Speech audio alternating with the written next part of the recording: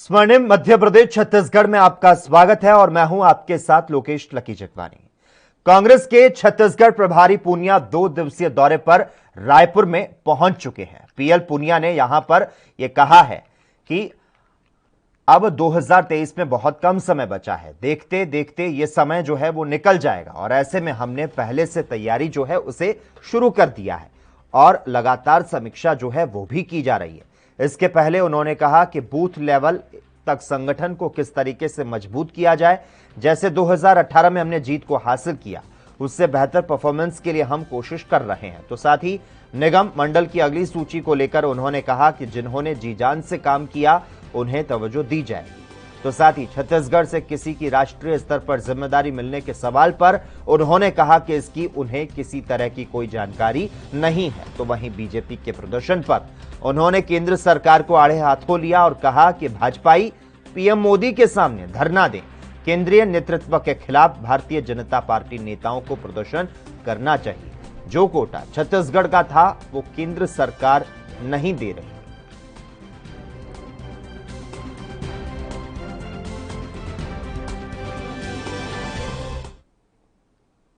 उधर मध्य प्रदेश बीजेपी के प्रदेश अध्यक्ष वीडी शर्मा ने प्रधानमंत्री मोदी के मन की बात कार्यक्रम को लेकर अपनी प्रतिक्रिया दी। तो साथ ही वीडी शर्मा ने बीजेपी कार्यालय पर आगामी उपचुनावों को लेकर हुई बैठक पर भी अपनी प्रतिक्रिया दी। क्या कुछ कहा, सुनाते हैं। कार्यक्रम में एक विशेष माननीय प्रधानमंत्री जी का जो आह्वान है कि हर बूथ पर मन की बात का जो कार्यक्रम है वो हो, और इस बार हमने हमेशा से हमने प्रयास किया है कि हर बूथ पर कार्यक्रम हो। और आज इस बार विशेष तौर पर उन्होंने एक बात की जो कनेक्टिविटी की है कि बूथ पर मन की बात होगी और उसके बाद बूथ की बैठक होगी। तो हर महीने हमारी बूथ की बैठक होगी, यानी 68,000 बूथ भारतीय जनता पार्टी के मध्य प्रदेश के अंदर हैं।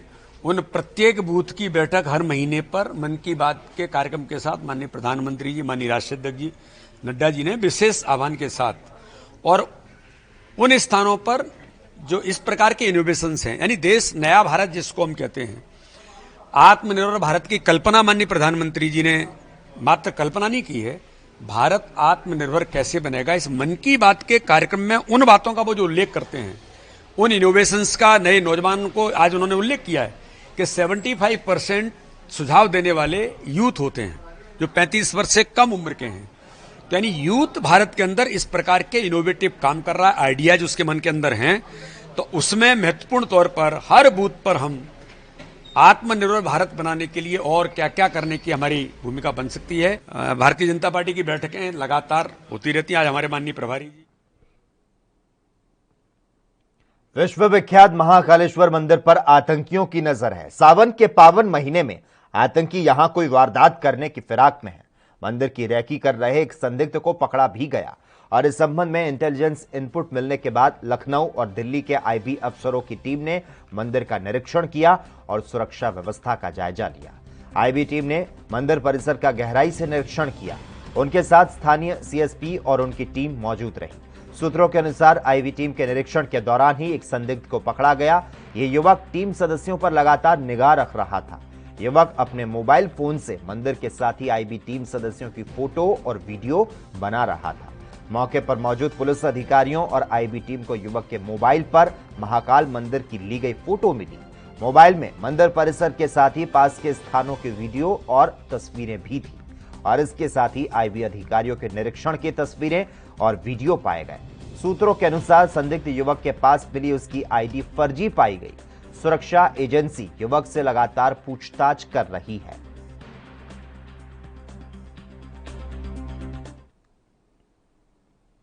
आज से सावन का पावन महीना शुरू हो गया। 26 जुलाई को सावन के पहले सोमवार से पहले श्रद्धालुओं को उज्जैन महाकाल मंदिर प्रबंधन ने तोहफा दिया। सुबह 3 बजे से 6 बजे तक होने वाली भस्म आरती का वीडियो जारी करते हुए भक्तों को घर बैठे ही बाबा महाकाल के दर्शन करने का मौका दिया गया। तो वहीं आपको बता दें, मंदसौर स्थित पशुपतिनाथ मंदिर में श्रद्धालुओं की भीड़ उमड़ पड़ी। कोरोना गाइडलाइन के चलते इस बार कम ही भक्तों को मंदिर दर्शन की परमिशन मिली। ऐसे में मंदिर के इस वीडियो से श्रद्धालुओं के चेहरे खिल उठेंगे। कोरोना की तीसरी लहर के खतरे को देखते हुए जिला प्रशासन ने उज्जैन के महाकाल मंदिर में दर्शकों के आने पर रोक लगाई। श्रद्धालु भस्म और शयन आरती में शामिल नहीं हो सकेंगे। सोमवार को श्रद्धालु सुबह 6 से 11 बजे तक और शाम 7 से 9 बजे तक आकर दर्शन कर सकेंगे। श्रद्धालु प्री बुकिंग कर दर्शन कर सकेंगे। बुकिंग नहीं होने पर मंदिर आकर काउंटर से 251 का शुल्क देकर एंट्री मिल सकेगी, लेकिन 251 रुपए वाले बुकिंग काउंटर सोमवार को बंद रहेंगे। महाकाल मंदिर के पुजारी आशीष गुरु ने बताया कि सावन के पहले दिन भस्म आरती के दौरान पंडित पुजारियों द्वारा बाबा को जल चढ़ाया गया।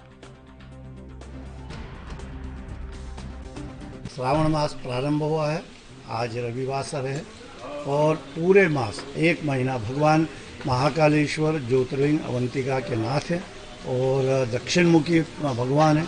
यहाँ भस्म पूजन आरती का जो महत्व है वो महत्व इसलिए भी बढ़ जाता है कि यहाँ भस्मी भगवान पर स्नान करे जाती, दिव्य पूजा है, पंचामृत श्रृंगार और दिव्य आरती जो मंगला आरती है उसको दिव्य आरती। और ये जो आरती और पूजा सेवा यहाँ के जो पुजारी हैं परंपरागत पुजारी वो संपन्न करते हैं। आज संपन्न हुई है, प्रथम दिन है। एक महीने तक ये उत्सव महाकालेश्वर मंदिर में प्रतिदिन मनाया जाएगा।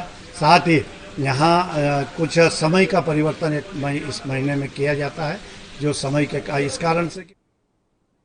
छत्तीसगढ़ के सरगुजा में कांग्रेस विधायक बृहस्पति सिंह के काफिले पर हमला होने की खबर सामने आ रही है। दरअसल विधायक का काफिला बंगाली चौक संजय पार्क से गुजर रहा था और इसी दौरान विधायक की गाड़ी के ठीक पीछे चल रही कार को कुछ युवकों ने रोका और गाड़ी में तोड़फोड़ की। और इतना ही नहीं, ड्राइवर और गाड़ी में विधायक के सुरक्षा कर्मियों से बदसलूकी और मारपीट की गई।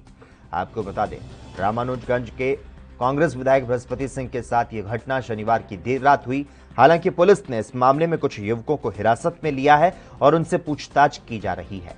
मामले की जानकारी मिलते ही एसपी अमित कांबले मौके पर पहुंचे। सरगुजा एसपी अमित कांबले ने बताया कि इस घटना में मुख्य आरोपी सचिन सिंहदेव है। इसके साथ ही धन्य ओराम और संदीप रजक नाम के युवक शामिल थे। इन्होंने विधायक के काफिले की गाड़ी को रोका और मारपीट की।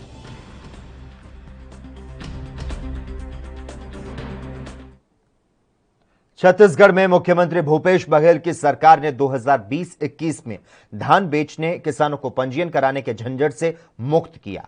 कांग्रेस ने सरकार के फैसले का स्वागत किया। प्रदेश कांग्रेस प्रवक्ता धनंजय सिंह ठाकुर ने कहा कि मुख्यमंत्री भूपेश बघेल शपथ ग्रहण से लेकर अब तक किसान हित में अनेक ऐतिहासिक निर्णय लेकर किसानों को आर्थिक रूप से संपन्न और कई सरकारी नियमों को किसान हित में शिथिल करते हुए लाभान्वित करने का काम कर रहे हैं। अब राजीव गांधी किसान न्याय योजना का लाभ लेने के लिए धान बेचने वाले किसानों को 2020-21 के लिए पंजीयन कराने से मुक्त कर किसानों को पंजीयन कराने से आजादी देने का काम मुख्यमंत्री भूपेश बघेल ने किया। धान बेचने, पंजीयन कराने में किसानों का जो समय लगता था, उस समय का सदुपयोग अब किसान खेती किसानों में करेंगे। बेफिक्र होकर अच्छी फसल को पैदावार के लिए ताकत लगाएंगे।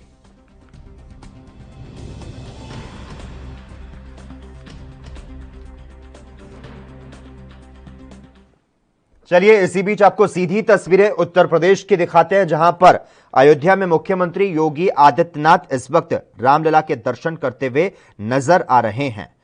आपको यहां पर जानकारी दे दें, मुख्यमंत्री योगी आदित्यनाथ राम जन्मभूमि परिसर भी आए और इसके साथ रामलला का दर्शन करने के लिए मुख्यमंत्री योगी आदित्यनाथ इन तस्वीरों में नजर आ रहे हैं। हनुमानगढ़ी का इसके पहले इन्होंने दर्शन किया था और साथ ही मणिराम दास छावनी में महंत नृत्य गोपाल दास से मुलाकात भी की थी। और इस वक्त ये सीधी तस्वीरें उत्तर प्रदेश के अयोध्या से आप देख सकते हैं। इन तस्वीरों में मुख्यमंत्री योगी आदित्यनाथ दर्शन करते हुए नजर आए थे। इसके बाद इनका लखनऊ जाने का कार्यक्रम है।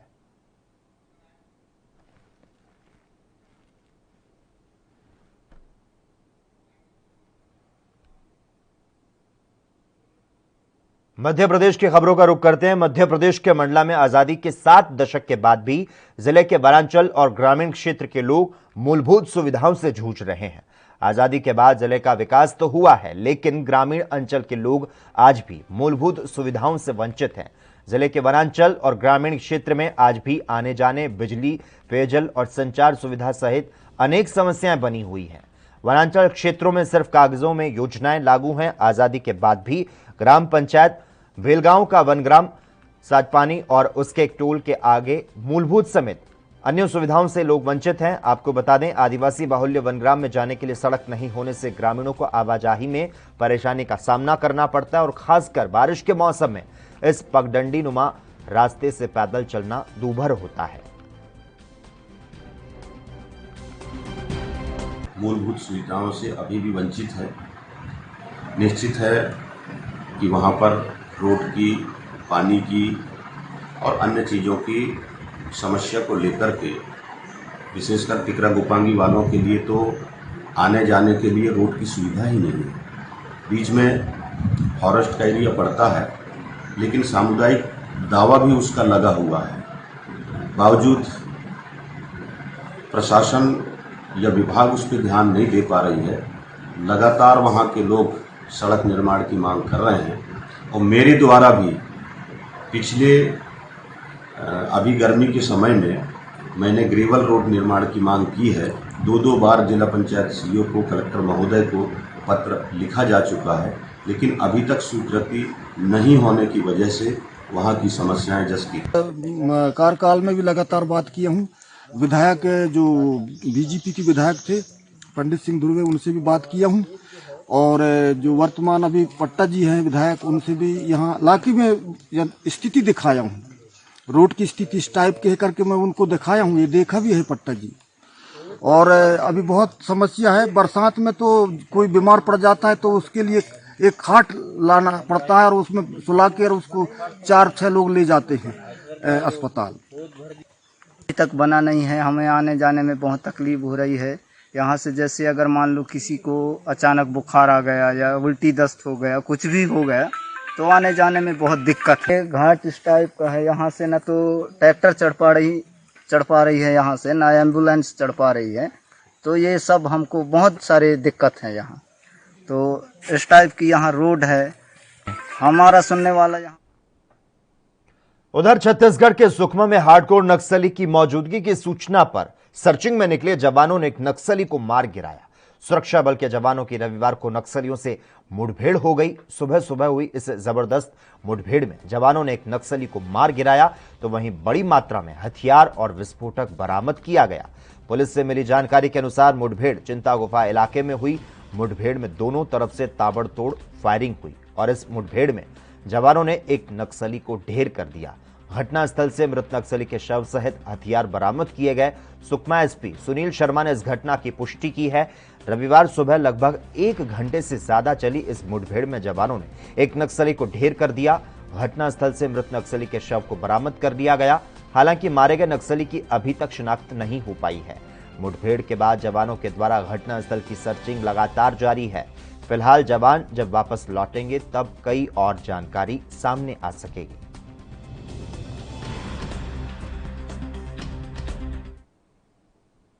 स्वर्णिम मध्य प्रदेश छत्तीसगढ़ में खबरों का सिलसिला लगातार जारी रहेगा। हम यहां पर रुकते हैं एक छोटे से ब्रेक के लिए।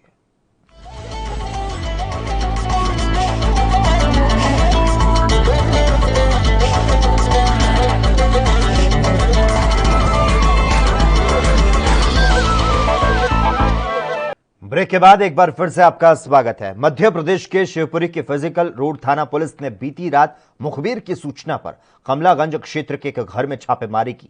छापेमारी के दौरान जुआ खेल रहे 8 जुआरियों को पुलिस ने गिरफ्तार कर लिया। उनके पास से 3,04,000 रुपए सहित ताश की गड्डी बरामद की गई। फिलहाल पुलिस इस मामले की जांच में जुटी है।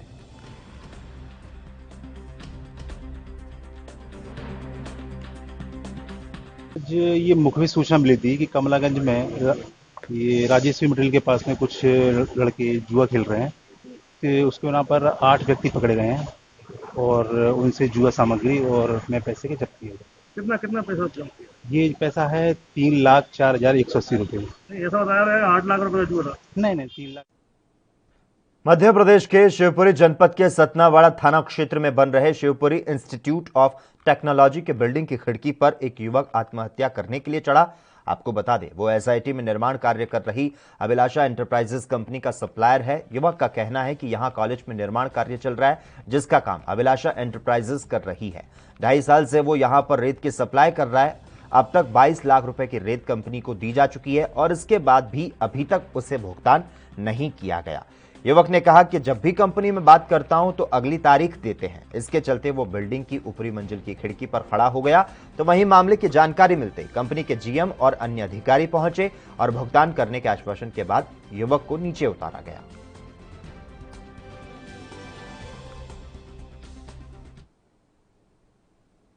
मंडला के नैनपुर विकास खंड में मध्य प्रदेश पंचायत और ग्रामीण विकास संयुक्त मोर्चा के बैनर तले 17 संगठनों के तमाम विभागों के संविदा कर्मी हड़ताल पर चले गए। नैनपुर के जिला कार्यालय के सामने यह धरना प्रदर्शन किया जा रहा है। यह धरना प्रदर्शन 22 जुलाई से प्रारंभ हुआ, जिस कारण से विभिन्न विभागों के कामकाज रुक गए। मध्य प्रदेश पंचायत और ग्रामीण विकास संयुक्त मोर्चा भोपाल के आह्वान पर यह धरना प्रदर्शन जिले भर में किया जा रहा है। नैनपुर में पंचायत के सचिव और अन्य विभागों के कर्मचारी शामिल हैं। इनका कहना है कि जब तक हमारी मांगें पूरी नहीं हुई, हमारी हड़ताल जारी रहेगी।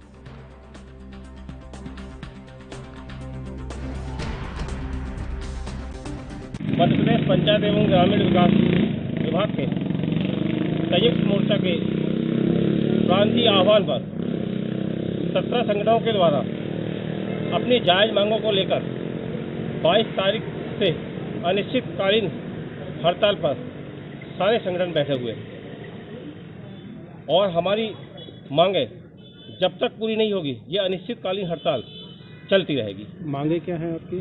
मांगे वेतन वृद्धि को लेकर है, महंगाई भत्ता, पेंशन, अनुकंपा नियुक्ति, हमारे ग्राम रोजगार सहायक जो अल्प मानदेय में काम कर रहे हैं इनको नियमित किया जाए। हमारे बहुत सारे संविदा कर्मचारी 15-20 साल 25 सालों से संविदा के रूप में काम कर रहे हैं, उन्हें छत्तीसगढ़ माध्यमिक शिक्षा बोर्ड ने रविवार को कक्षा 12वीं का परिणाम जारी कर दिया। छत्तीसगढ़ माध्यमिक शिक्षा बोर्ड के सचिव प्रोफेसर वीके गोयल ने कहा कि परीक्षा के परिणाम बोर्ड की वेबसाइट पर उपलब्ध होंगे, तो साथ ही परिणाम से नाखुश छात्रों को पूरक परीक्षा में बैठने का मौका दिया जाएगा। छत्तीसगढ़ बोर्ड का परिणाम कुल 2,84,160 छात्रों के लिए घोषित किया गया, जिनमें से 1,30,561 लड़कियां हैं। आपको बता दें, इस साल छत्तीसगढ़ में परीक्षाएं अलग तरीके से आयोजित की गई। सीबीएसई, सीआईएसई और अन्य राज्य बोर्ड जैसी बोर्ड परीक्षाओं को रद्द करने के बजाय राज्य सरकार ने गैर पारंपरिक तरीके से परीक्षा आयोजित करने का फैसला किया। छात्रों को परीक्षा केंद्र पर जाने के बजाय अपने घरों से पेपर लिखने को कहा गया। परीक्षा समाप्त होने के बाद उत्तर प्रतियां स्कूल में जमा कर दी गई।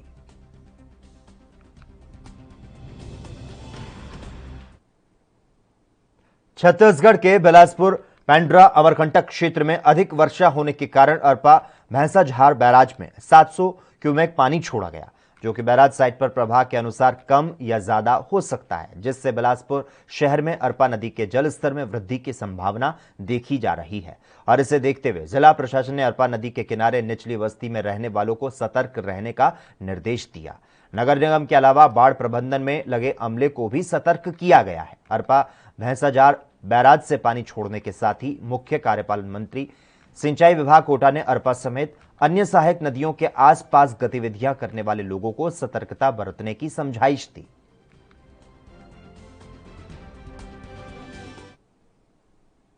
मौसम विभाग के अनुसार देश के कई इलाकों में रविवार को भारी बारिश की संभावना जताई गई, तो वहीं भारतीय मौसम विभाग ने कहा कि भारत के पश्चिमी तटीय इलाकों में मानसून का असर धीरे धीरे कम हो जाएगा। आईएमडी ने राजस्थान, मध्य प्रदेश, उत्तर प्रदेश और गुजरात जैसे राज्यों में आज से भारी वर्षा होने की संभावना जताई। मौसम विभाग ने कहा कि उत्तर भारत के मैदानी इलाकों में कई अन्य राज्यों में रविवार से बारिश की गतिविधि बढ़ सकती है। आपको बता दें, विभाग ने मध्य प्रदेश के 24 जिलों के लिए ऑरेंज अलर्ट जारी किया। मौसम विभाग ने मध्य प्रदेश के 24 जिलों के लिए ऑरेंज अलर्ट जारी किया है। आईएमडी के मुताबिक मध्य प्रदेश के जबलपुर, रीवा, सतना, अनूपपुर, उमराई, डिंडोरी, कटनी, नरसिंहपुर, मंडला, सागर, छतरपुर, टीकमगढ़, विदिशा, सीहोर, राजगढ़, बैतूल, बुरहानपुर, खंडवा, खरगोन, धार, देवास, आगरमालवा, अशोकनगर और शिवपुरी जिले के कई इलाकों में भारी से बहुत भारी वर्षा और गरज के साथ बौछारें पड़ सकती है। जो प्रेशर का है, लो प्रेशर अभी अपना नॉर्थ ईस्ट एमपी के ऊपर है, जिस वजह से बारिश तो पूरे एमपी में ही लगभग मतलब समझ लीजिए मध्यम से बहुत भारी तक बारिश हो चुकी है, जिसमें से मुख्य आंकड़े जो अभी तक हमारे पास उपलब्ध हैं और आए हुए हैं, उसमें अनूपपुर में 230 मतलब मिलीमीटर यानी 23 सेंटीमीटर के आसपास बारिश हो गई है। और रतलाम है, रतलाम में 160 मिलीमीटर यानी 16 सेंटीमीटर बारिश हुई है। और रामनगर, राहतगढ़ इस जगह है, पन्ना, जहाँ पे 12 सेंटीमीटर बारिश रिकॉर्ड की गई है। और भी बहुत जगह है जहाँ पे 10 से लेकर के 12, 15, 14 ऐसी बारिश है, हैवी रेनफॉल में ही आती है। और इसी के साथ ही इस वक्त के बुलेटिन में बस इतना ही। देश और दुनिया के तमाम अहम खबरों के लिए लगातार आप देखते रहिए ANB न्यूज।